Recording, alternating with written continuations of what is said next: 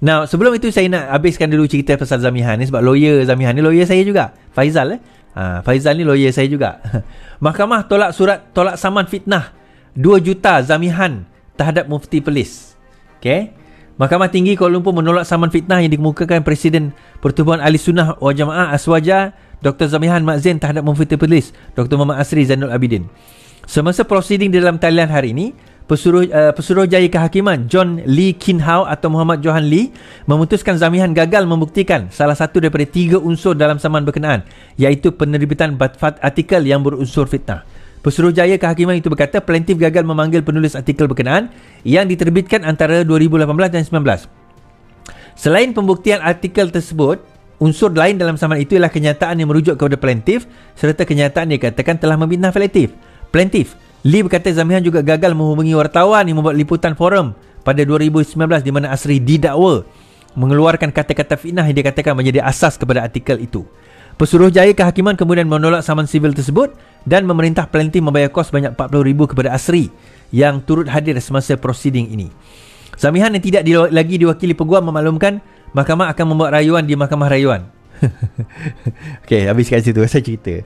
Ni kenapa saya tiba-tiba petik cerita bukan politik ni kan. Ni tuan-tuan, saya dah ikut lama isu Zamihan dengan Asri, Dr. Asri ni. Sebab antara lainnya lawyer Dr. Asri, Dr. Ustaz Asri ni adalah lawyer saya.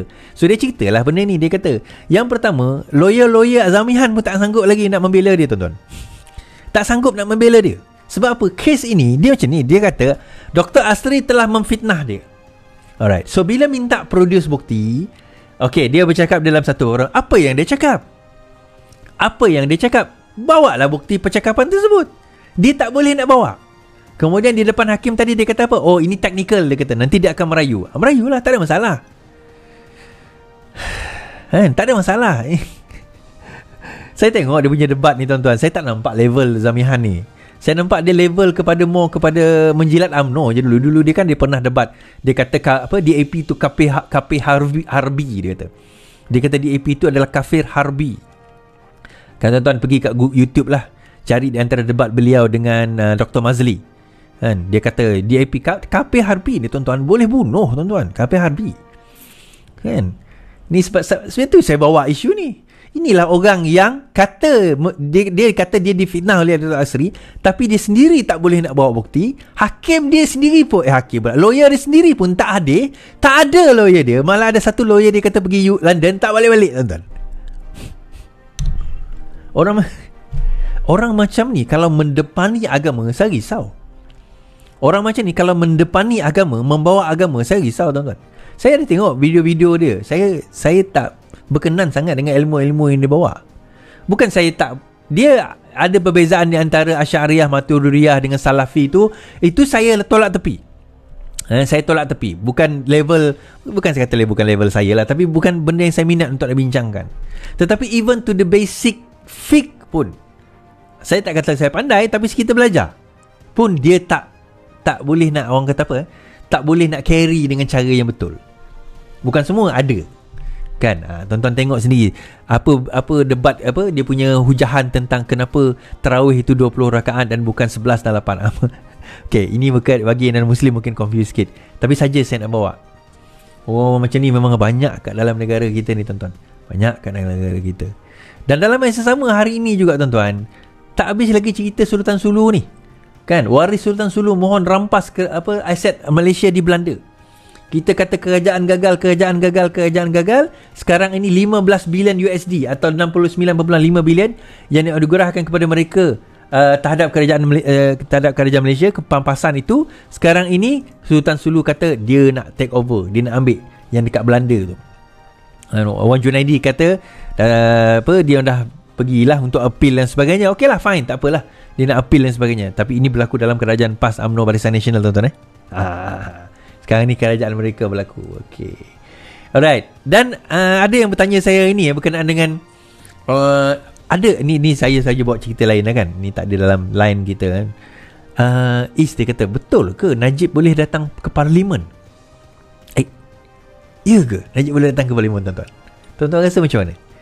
Okey, dia macam ni Secara teknikal kita bincang dulu. Secara teknikalnya, secara teknikalnya Najib masih lagi seorang ahli parlimen.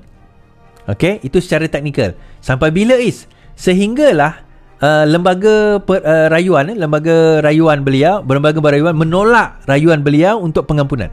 Lembaga pengampunan menolak rayuan beliau untuk nak mendapat pengampunan diraja. Maka daripada situ barulah telah terlucutlah jawatan beliau sebagai ataupun position beliau sebagai ahli parlimen. So dia masih boleh dapat gaji, boleh.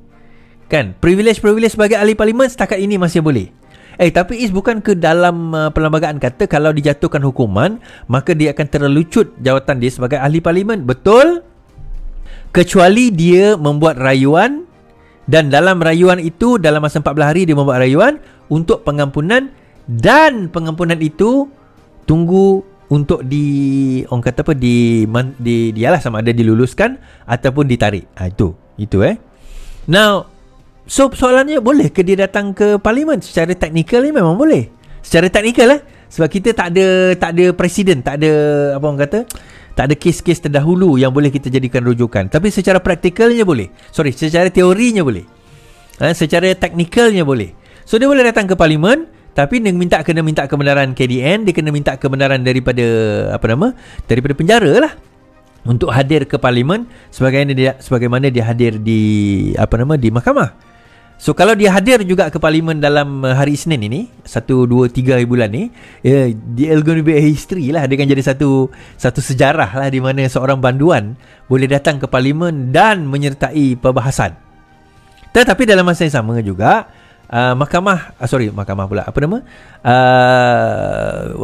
penjara boleh menolak dan juga KDN ataupun Menteri KDN boleh menolak. Hamzah Zainuddin boleh tolak permohonan tersebut. So tu pulang.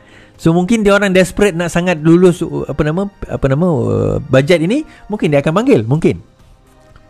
So kita tak ada lagi kata putus berkenaan dengan berkenaan dengan sama ada akan ada ke tidak daripada segi pilihan, maksudnya parlimen ini Najib akan turun ke tidak dalam parlimen ini. So tapi secara teknikalnya kalau benda tu berlaku sangat menarik untuk kita bahaskan. Alright, sebelum kita cerita tentang kita cerita tentang Tommy Thomas pula. Seterusnya Tommy Thomas, banyak cerita kecil-kecil je malam ni. PM arah siasatan lanjut ke atas buku Tommy Thomas. Okey, siasatan lanjut sekarang ini telah diminta untuk dibuat ke atas buku Tommy Thomas. Satu badan telah tubuhkan dan ada kemungkinan bahawa di dalam buku itu dia mengandungi perkara-perkara seperti seperti rahsia kerajaan, tindakan tidak sah, salah guna kuasa serta kecuaian profesional dan kenyataan berbau hasutan. So itu ada kemungkinan benda ini akan dibawa kepada kabinet untuk dibincangkan dan berkemungkinan juga benda ini akan dibawa. Mungkin ada benda ini di bawah OSA, Official Secrecy Act, Akta Rahsia rasmi, berkemungkinan default under rahsia rasmi. So benda ini semua terpulang kepada mahkamah dan juga parlimen ataupun kabinet untuk tentukanlah dalam keadaan macam mana.